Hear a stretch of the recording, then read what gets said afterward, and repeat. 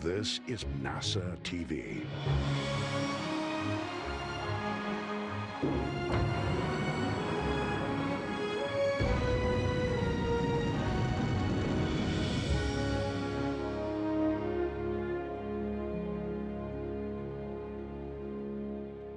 Good afternoon, everybody. Welcome to NASA's Johnson Space Center. I'm Dan Hewitt, and I am joined today by Crew 5, recently returned back to planet Earth. Just to my left, we have JAXA astronaut Koichi Wakata, recently wrapping up more than 500 days career in space. NASA astronauts Josh Cassada and Nicole Mann, and all the way in the end there, Roscosmos Cosmonaut Kikina. They are excited to answer your questions. We're going to be taking them from reporters on the phone bridge and from social media. If you're on the phone bridge, press *1 to get into the queue. And since we're doing this virtually, please let us know who you're asking your question to. And if you're on social media, head over to Twitter and use the hashtag #AskNASA, and we'll get to as many as we can today. So we are going to jump right into questions. So off and running. We're going to start off on our phone bridge. Let's go first to Marvin Marshall with the nighttime news. Marvin?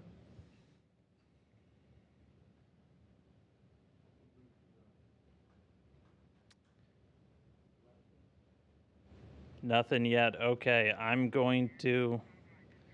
Sounds like we just lost our phone line, so I'm going to start off while we get that reconnected. This one I'll start with Koichi. You've ridden back now in multiple different spacecraft. How did Dragon compare to some of your other re-entries back home to Earth? Each and every spacecraft has its own uniqueness, and I really enjoyed this almost fully automated aspect of the spacecraft, and it's a really smooth ride up and down. And one of the different things that I saw on the spacecraft, the Dragon, is during the re-entry, I was able to see the plasma of during the atmospheric entry. So we had like a firework and then with the glow of the air for a long time. So I was able to enjoy the light show during the entry. It was really impressive. And then for my 3 first-time flyers, what's that one thing that really stands out in your mind that you took away from spending? You were up there 157 days. What's maybe one day that if anyone asks you, what did you do up there? What do you remember? What's the first thing that pops into your mind? Josh, we'll start with you.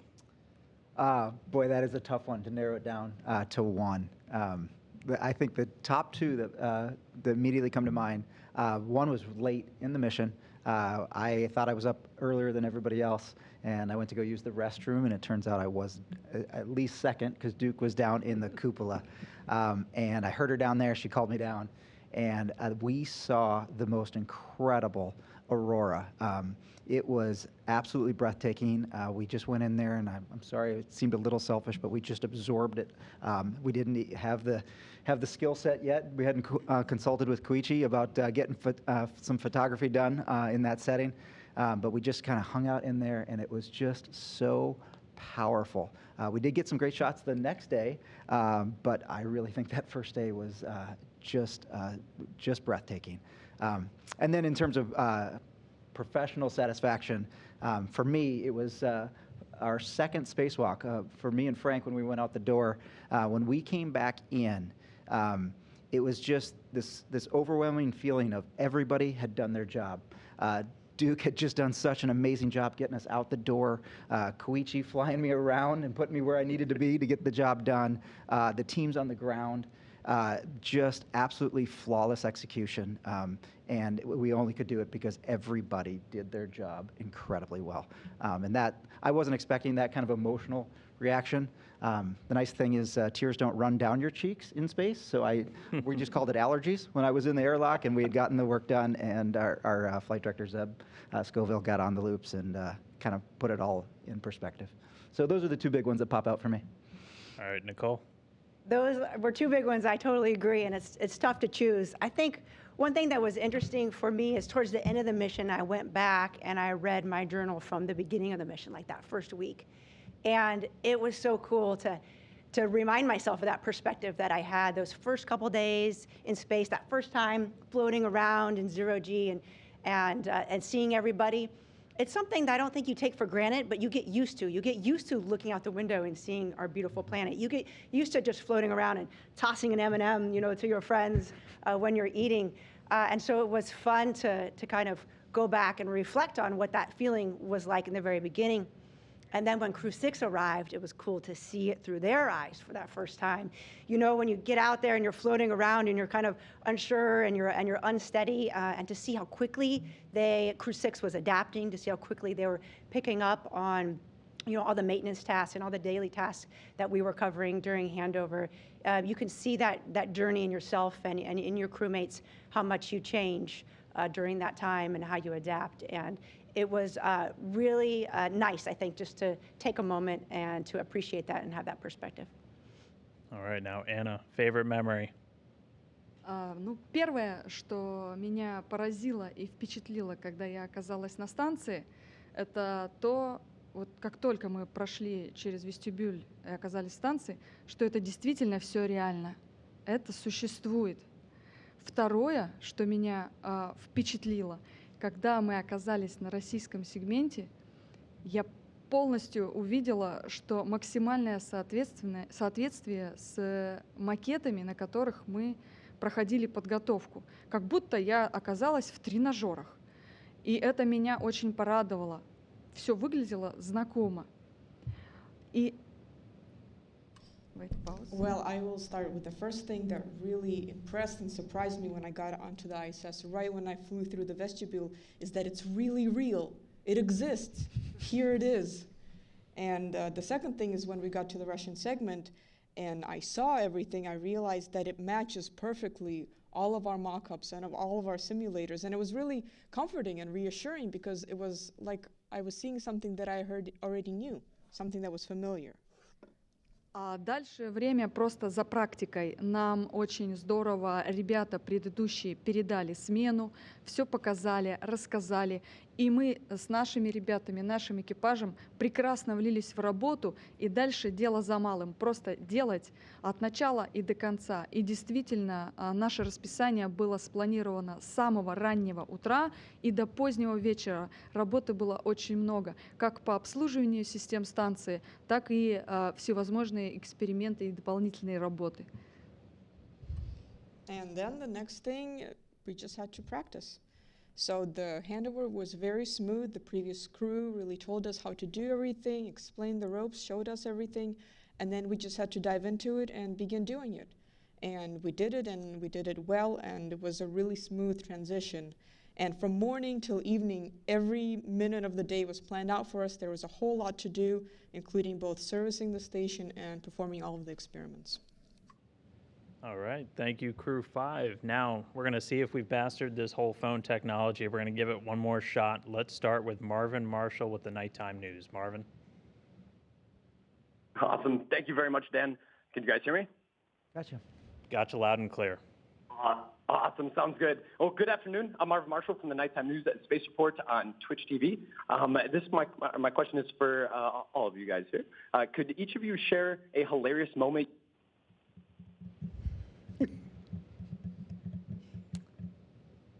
Hilarious moment. Yeah. Mm-hmm. That's every moment was a hilarious moment. But for me, I found out that those guys are really test pilots and engineers, but they are really good at the cooking in zero gravity. And when we are having some holidays, Josh was really good at cutting the cheese for pizza, and Nicole was making adobo with all the dried meat and stuff like that. And Anya is a really great cook of Olivier salad, and I was really good at eating all of them. But I was really impressed with their technique of all the zero-G cooking. So that was a very hilarious moment that I experienced. The moment that I remember, we laughed really hard when we were up there. One of the ones that sticks in my mind, the NG-18, the Northrop Grumman cargo vehicle that came up, has hundreds, if not thousands, of these gold carabiners that are used to stage the cargo. And they're super useful, so we end up using them on the station for our own purposes. And there was a day, you remember when Frank was working in Node 1, and he had a kind of frustrating task that he was working on. And the ground had a camera looking over his shoulder, which he loves, to have more cooks in the kitchen. And what happened was one of the carabiners had gotten away, and he was dealing with something else. And it is not a big deal. We can go find that. But they alerted him to the fact that he had lost a carabiner, and that was not what he wanted to deal with at that moment. So I took it upon myself about 10 minutes later just to sit in the lab, and I took a gold carabiner and I just sent it his direction at about 3 centimeters a second. And he just continues to work, and somehow he had just moved his head enough that it grazed the back of his hair, but he didn't feel it. And the ground lost their mind again and started yelling, and he's looking around, and I'm laughing so hard because he has no idea where it came from. And so I was the only one who knew where it was. So I grabbed it, and I showed the ground that I had solved their problem. And Frank was 0 for 2, and he couldn't explain to them that I was just messing with him. That was kind of a recurring theme, Josh messing with us when we were in space. We did laugh a lot. It's hard to choose just one, but I do remember one time we were getting ready, our suits ready for EVA, for Koichi and I to get ready to go out the door. And I had sized the suit, and I put my boots in, and I have small feet relative to the size of the EMU feet. And so I have these inserts that go inside there. But I wasn't able to push it in very good with my hand. So I was like, okay, I need to just get my foot in there to push this insert all the way into the boot, because you want it to fit properly. You don't want to deal with it day of. So I'd say, hey, this is my plan. I'm just going to put the lower torso on, push my feet in so everything fits fine. Josh says, hey, do you need help? You good? I was like, oh, no, I got it. Like, I'm totally good. Okay, he floats away. So I'm in the airlock. I get the lower torso on. I get my feet in. I get it all situated. Hey, everything's feeling good. Perfect. And then I go, uh-oh. Like, it's really hard to get out of that lower torso, and you don't have anything to push against, and we're usually never getting out of the suit by ourselves. So I realized very quickly, I'm stuck in my pants. And Josh has already floated away. I don't see Frank. I'm like, oh, man, what am I going to do? So I poke out. Koichi's way down, other end of the lab, down in Note 2. Koichi! Koichi! I'm yelling at his loud on station. He looks, I say, I'm stuck in my pants. And I don't know if I'm speaking quickly, or maybe his primary language is Japanese, but he's like, what? So, Koichi, I'm stuck in my pants. I need your help. And so, fortunately, he helped me get out of my pants. So, thanks. У меня был забавный случай. Я с собой в космос брала символ моего города Новосибирск, городовичок, маленький мальчик-куколка. И я их брала 3 разных. Одного я сразу забрала с собой на станцию, а 2 с корабля я сразу не забрала. Аня? I had a funny situation. When I went to space, I brought the symbol of my city, Novosibirsk. It's this little doll. Actually, I brought 3 of them. And the first one I took immediately with me to station, and the other 2 I left in the vehicle for a little bit. И после этого я вернулась в корабль искать их и не нашла. После этого я еще 2 раза в течение миссии пыталась их найти, не нашла. Я искала во всех вещах, которые у меня были вокруг моей каюты, везде, где только можно. В итоге за всю миссию, за всю нашу продолжительную миссию, я их не нашла и уже мысленно распрощалась с ними. And so I went back to the Soyuz to get the other 2, and I wanted to have them, and they weren't there. And I looked everywhere. I looked in all of my things. I looked around my crew quarter. I looked and looked and looked, and I came back several times throughout the duration of the mission, and I just couldn't find them anywhere. And mentally, I said farewell to them. Yes. And finally, и в конечном счете, когда мы собирались домой, мы уже были в корабле, сняли скафандры и собирались спать, уходить в сон. Достали спальные мешки. И вот они, мои 2 городовичка. Они все это время спали в спальном мешке. Всю миссию они нашлись. И они вернулись со мной на Землю. And then it was time to go home, and so we got back into the vehicle. We undocked, got ready to sleep, pulled out our sleeping bags, and there they were. There they were, my 2 little dolls. They were sleeping the whole increment. They slept through it all. Well, I found them, and I brought them back home with me. I'm glad you tracked them down. All right. Next up on the phone, we got Bill Harwood with CBS News. Bill? Yeah, hey, thanks. I've just been curious for every crew Dragon landing. Can two of you maybe describe the sensations after 5 months in weightlessness or 6 months when you hit the water and the things even in a gentle swell? Is that disorienting for you? That's number one. What's that like, getting back on the boat? And number two, just can you talk a little bit about what's been a surprise about your readaptation to gravity? I mean, astronauts have been doing this for quite a while, cosmonauts, but has it gotten any better? Does it still take about a month to get your legs back and not be disoriented? Just how's all that going? Thanks. We're at, what, 4 days right now? Mm-hmm. Should we share the secret with them? Sure, go ahead. Gravity is not cool. After being in 0G, you come back to gravity and you're thinking, this is going to be great. It is not great. It takes you a while to adapt.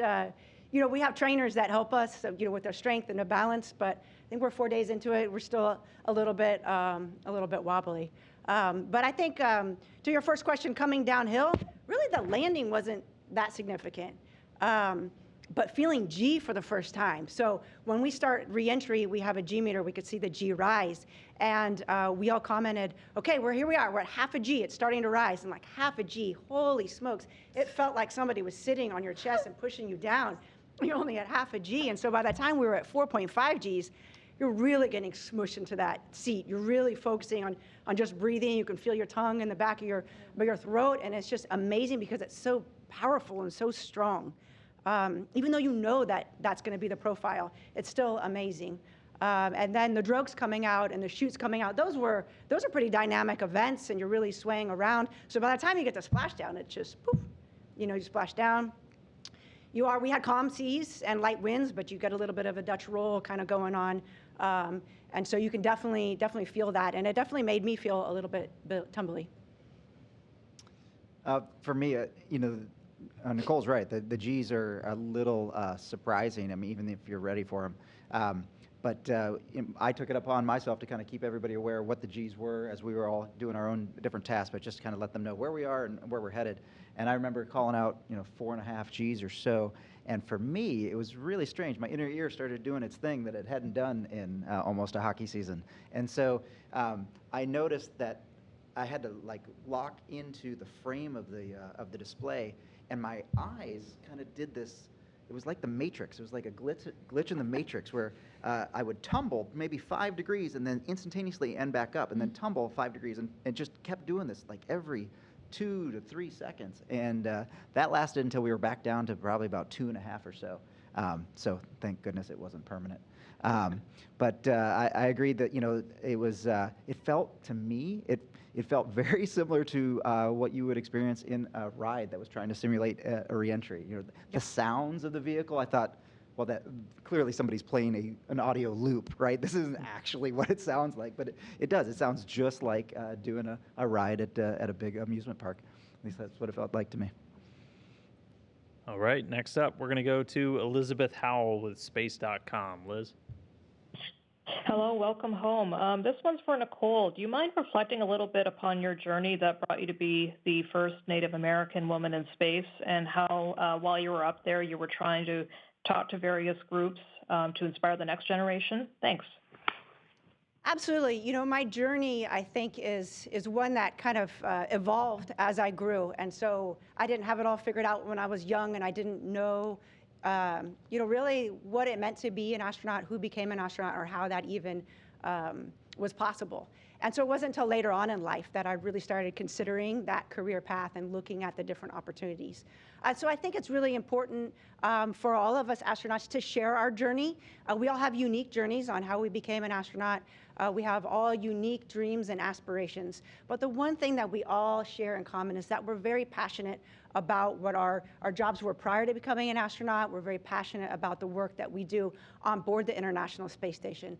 And so that communication of our journey and our excitement and our love for what we do, I think, is very important to help inspire the next generation. If a young child can look up at, you know, at the screen and see us floating and see us sharing our stories, whether you come from Russia or Japan or the North or California, wherever your background is, whatever your race, your religion, anything, you can share in that joy, and maybe you see something in that astronaut that's sharing their story, something that you connect with.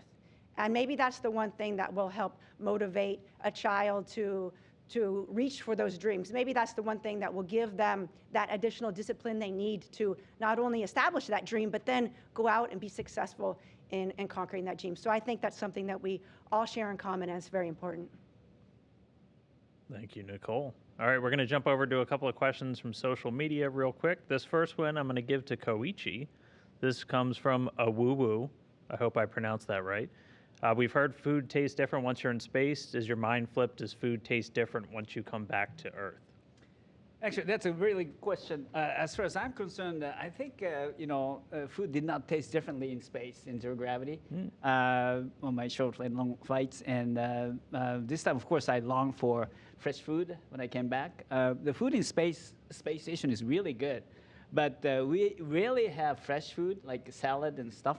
And I was really longing for sushi, so I asked my wife to bring sushi to the quarters when we got back to Houston, and it was really good. So for the first time in more than 5 months, I had sushi, and it was great. And I wish in the very near future we have something like that in zero gravity in space station, and I hope it's happening. On the to-do list for the food lab. All right, this next one I'm going to give to Anna. This one's from Igor. Since returning to Earth, have you dropped anything on the ground unconsciously, thinking that it should have floated? Да, похожая ситуация была. Я подошла, если это можно так сказать, к столу взять виноградинку с тарелки. И каково было мое удивление, когда вместо одной виноградинки я стянула целую гроздь, и вместе с этой гроздью у меня рука просто упала на стол.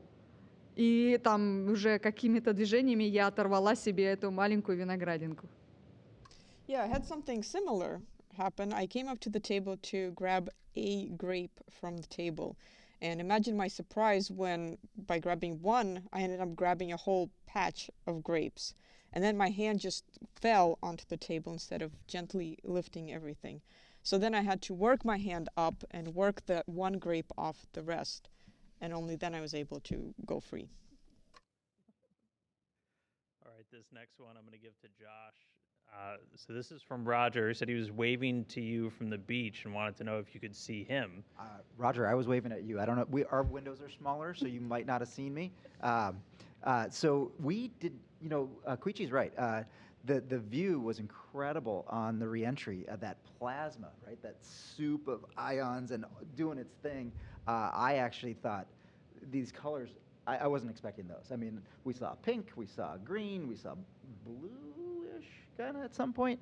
It was really something. And so, Roger, I'm not sure that I actually did see you. I tried. I'm sorry. And then I'm going to send this one to Nicole. What was the most challenging aspect of living and working in space for 5 months, and how do you overcome that? Velcro. Definitely Velcro. It's your best friend and it's your worst friend all in the same day. I got to be honest. Like sometimes you just need Velcro, the good Velcro that works. When you stick something there, it actually stays, even if it gets bumped a little bit. And all Velcro is not created equal. So sometimes that Velcro is very strong and sticky when you need it to, and then other times, in station, there's areas where it's a little bit older, and so it doesn't do as good of a job. And then there's the Velcro. Anya will appreciate this with me. It grabs your hair every time you float by, so you have your hair back, and it's the strong Velcro, especially in the airlock, that gets you, and you'll be floating, and it will literally stop you, your movement, and you pull back, and you're like, oh, and your hair comes out with Velcro. So I know Josh and Koichi, you don't think you had the hair Velcro situation, but I know that you realized the look on my face that I just got Velcroed, and I think we all kind of shared that a little bit. And the station is a big place, and so it actually really helped me and Koichi keep track of where Nicole was, so we could actually just follow her path, and then she'd be whimpering a little bit at the end of that path. But yeah, we knew where you were, where you had been. All right, we're going to take a couple more from our phone line. Let's go to Marcia Smith with Space Policy Online. Marcia? Thanks so much for taking my question. I'm curious, for the three of you who have been out on spacewalks, you've had these two incidents now where the Soyuz and the Progress might have been hit by micrometeorites or space debris or something. When you go out on a spacewalk and you look back at the space station, Are you surprised to see how many dings there are in it? And I mean, do you look at it and you say, oh gosh, look at all that? Or is it like, are you alarmed at how many hits there have been? How worrisome is it that there's so much debris up there? Personally, I was feeling lucky, and it worked out pretty well. We do see some evidence when we're out there, and we are trained extensively to not let the evidence, sometimes these handrails can have burrs on them, and that's a real problem if we were to cut our suit. So yeah, it definitely does happen. I certainly didn't see anything actively happen while I was out there. We've got such an amazing system, and the people running the system, that if something like that should happen, more likely than not, we would be able to get ourselves back to the airlock. The system is going to maintain the pressure unless it's something catastrophic. But that isn't happening very often. I actually saw no evidence of that while I was out there. Any big holes. So and we're trained on how to deal with that. We've got emergency procedures, just like flying in an aircraft. So I think, in line with everything else we do, we plan for all the worst situations, and when those don't happen, it works out really well. And if if we do have to fall back on our training, it just becomes second nature. So I wasn't terribly worried. I think we're more worried about messing something up while we're out there than something maybe fairly low probability like that.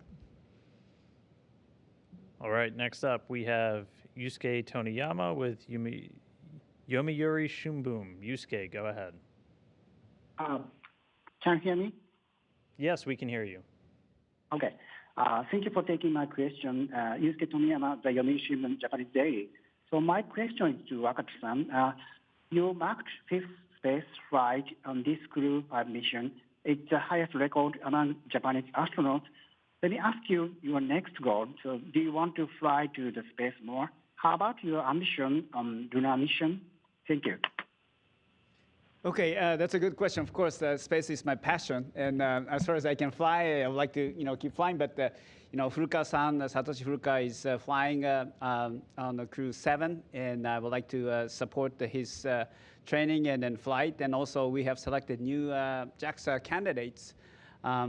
So I would like to help support their training and mission, and then utilizing my experience of training and also space flight. So after that, if there's any chance, of course, I would like to be involved in this, any of the activities in human space flight, no matter where the destination will be. Thank you. All right, next up, Nikio Tanabe with NHK. Nikio. Hi, thank you for taking my question. So my question is for Wakata-san. So I'm just wondering what your emotion was at the moment when the Crew Dragon splashed down. When the hatch of the Crew Dragon was open, you looked smiling and talked something with the ground staff. What did you talk about? And I'd also like to ask about your future. What do you want to do after you return to Japan? Can you tell us about your professional and private life? Thank you.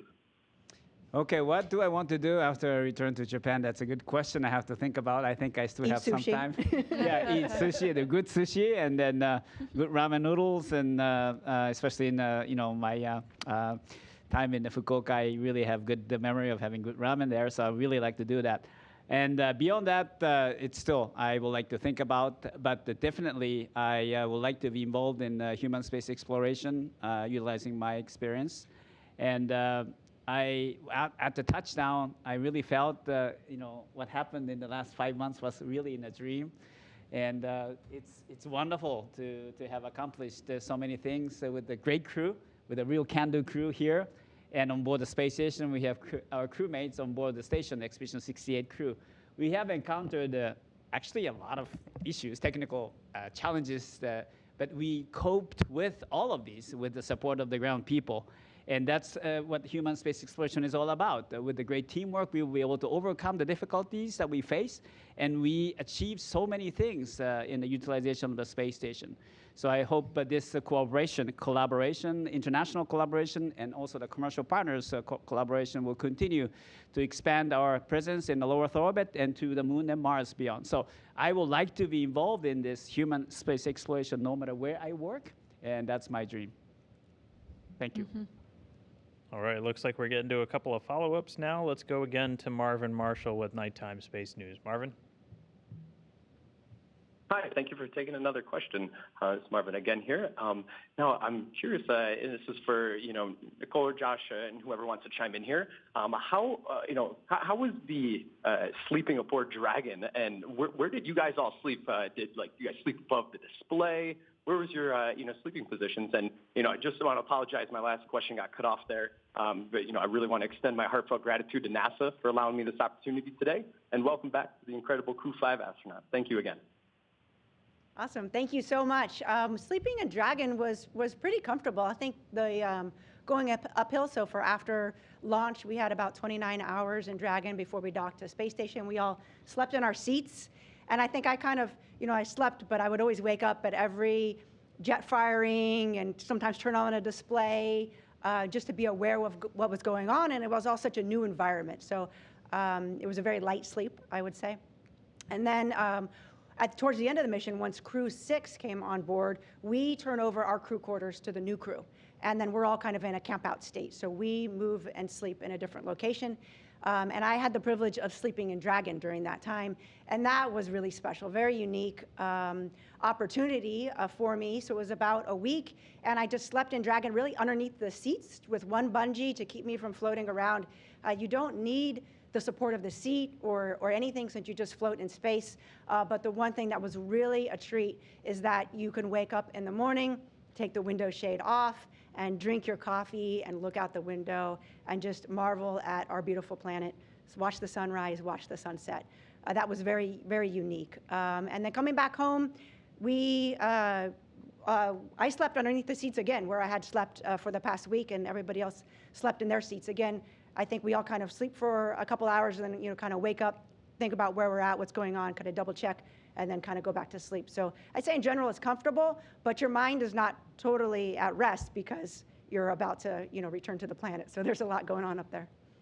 I don't remember the part where Anya woke up. No, that is a true statement. Yes. She's got some Professional skills. sleeper. It is incredible.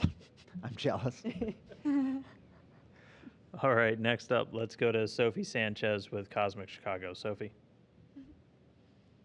Hi, thank you for taking my question. I wanted to talk to you guys about veggie. If I can get your experiences growing the plants on Earth, in space.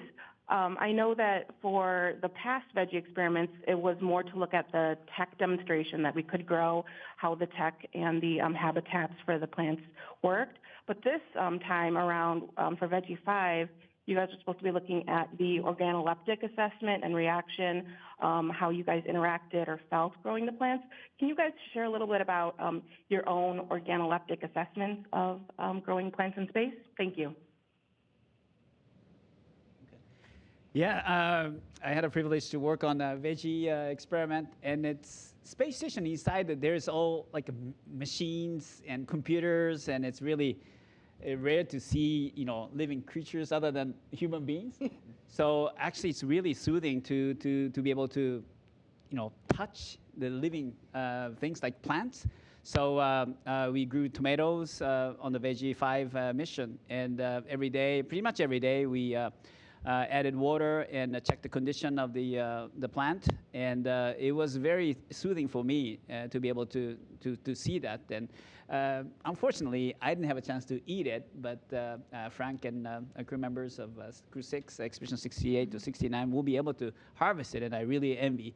But I think this kind of plant growing, harvesting is a very important thing for a long duration mission to Mars in the near future, I hope.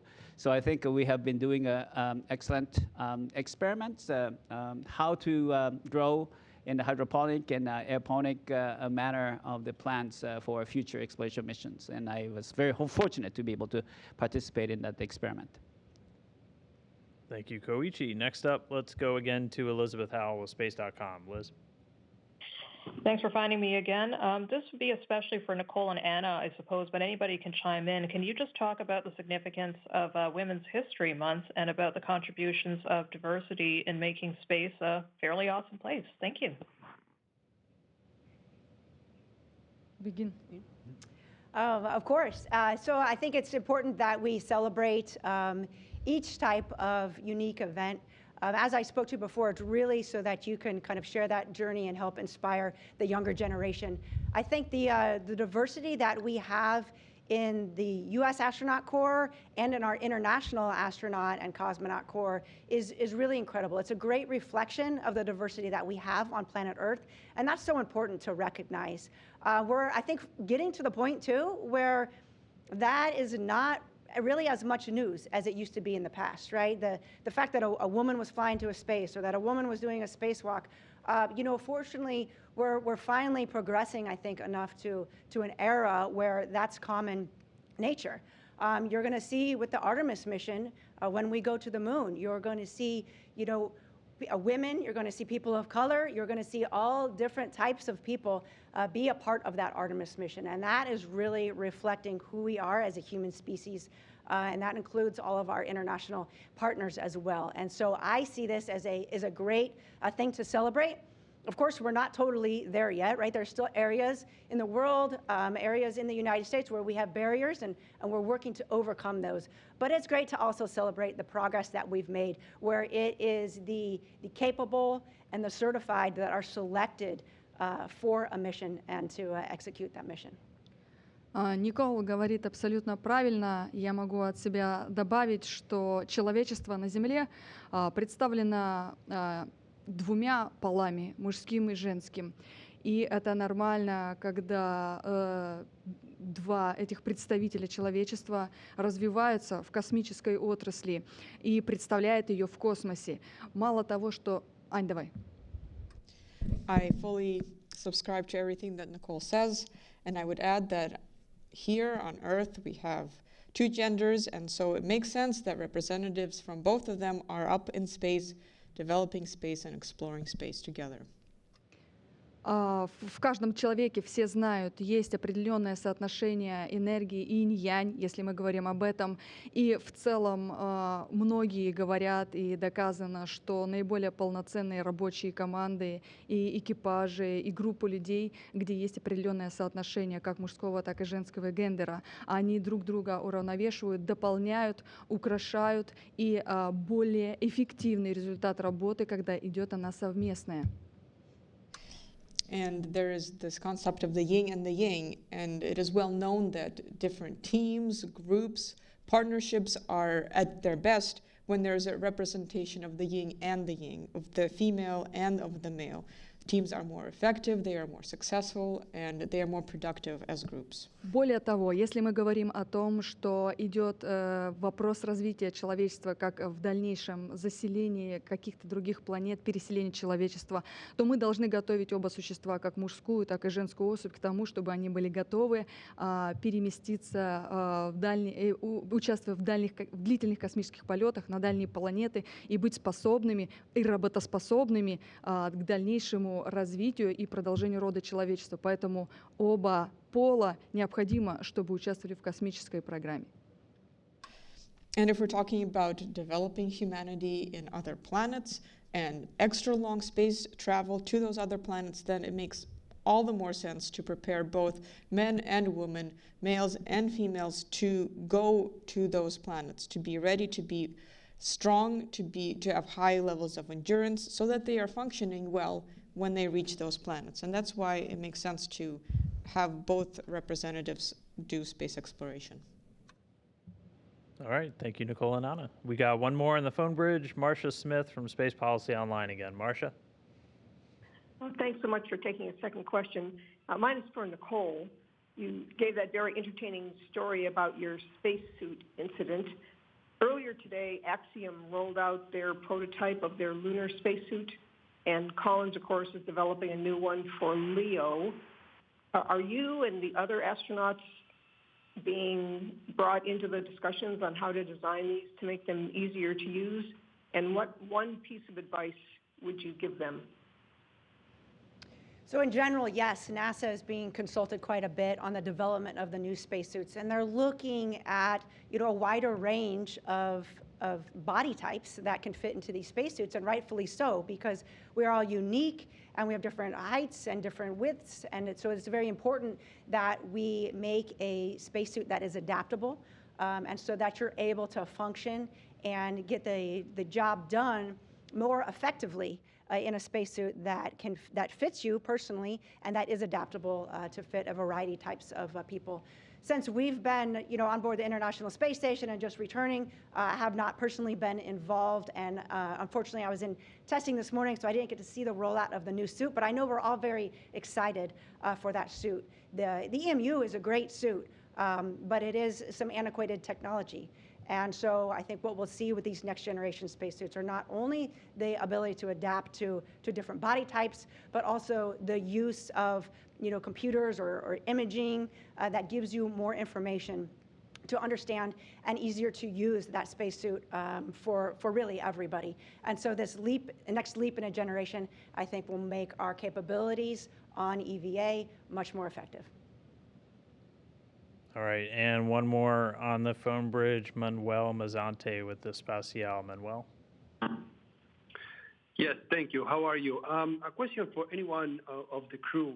I'm curious to know, how do you feel after splashdown? Because you guys not only have to adapt again to gravity after splashdown, but then you have the capsule moving along with the waves, and you have to be like 1 hour waiting until you are retrieved out of the water. So I wonder if does it make it even more difficult to adapt, or how do you guys feel during that hour inside the Crew Dragon? Thank you.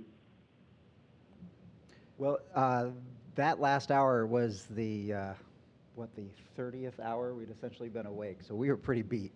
So that was kind of a nice little relaxing moment where we didn't have to do anything. So I would say that I was expecting it to be a little bit more benign in terms of the rolling waves, and I think they ended up being a little bit bigger than we had expected.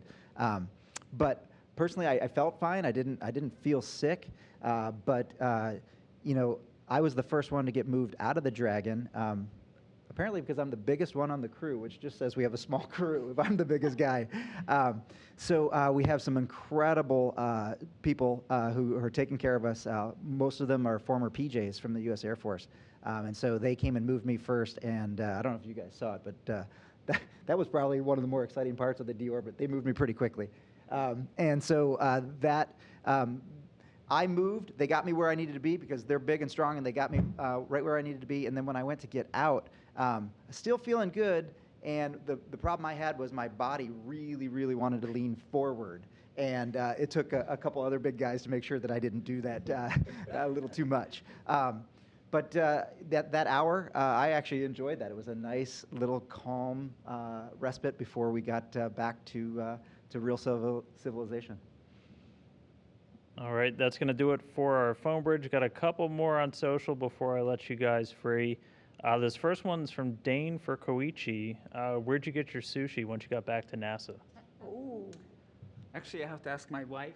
But Okay. It was really good. It's local in Houston. Okay, yes. Dane may or may not work for NASA, so that's probably why that one came in. And then for this one, we'll close on this one, but I'll ask each of you. So aside from splashing down, getting on the boat, what's the first thing you did once you kind of got back and you had the freedom to do whatever you want? What's the first thing you did? First thing in the spacecraft, or? No, so back on Earth. Yeah. So basically, once you got back to Houston, you had freedom to do whatever you wanted to do. What was the first thing you did? I think I took a shower and enjoyed the water droplets really dropping, because I have not seen that view for 5 months. It's kind of strange that the water doesn't stay here, but it drops, and then I really enjoy that. I ate my body weight in Cheetos. I was going to true statement. I was going to share them with my kids, but I decided we'd do that some other time. It's impressive. But and then the first afternoon that we had off, we had a little bit of a break. I got to play catch with the boys, and that was super fun. The weather broke a little bit, and we got to play catch.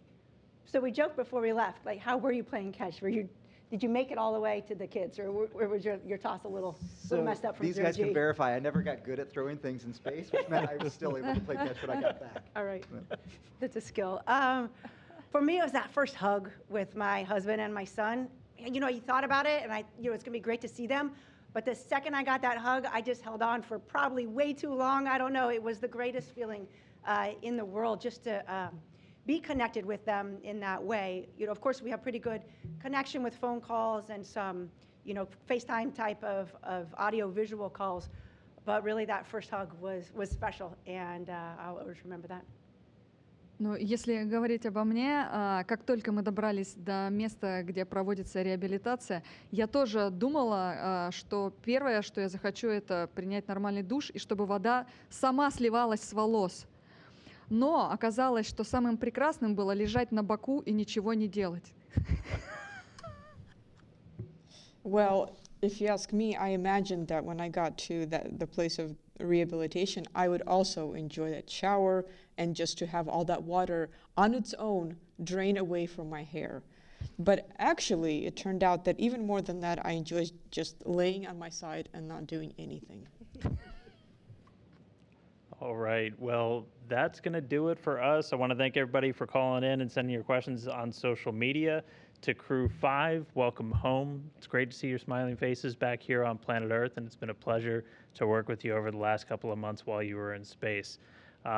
Obviously, their journey's done in space, but they've got a lot of work still to do on Earth. In fact, Josh, I don't know where your sunglasses were. I hope the lights aren't too bright. But, you know, a lot still ahead for them. But 157 days in space. They came home on Saturday. Really great to have you guys. Appreciate you coming and spending an afternoon with us. That is going to do it for us. Continue to follow all of our spaceflight action on nasa.gov and the commercial crew missions to the International Space Station. A lot more coming soon. That'll do it, though. So we'll say goodbye, good afternoon, and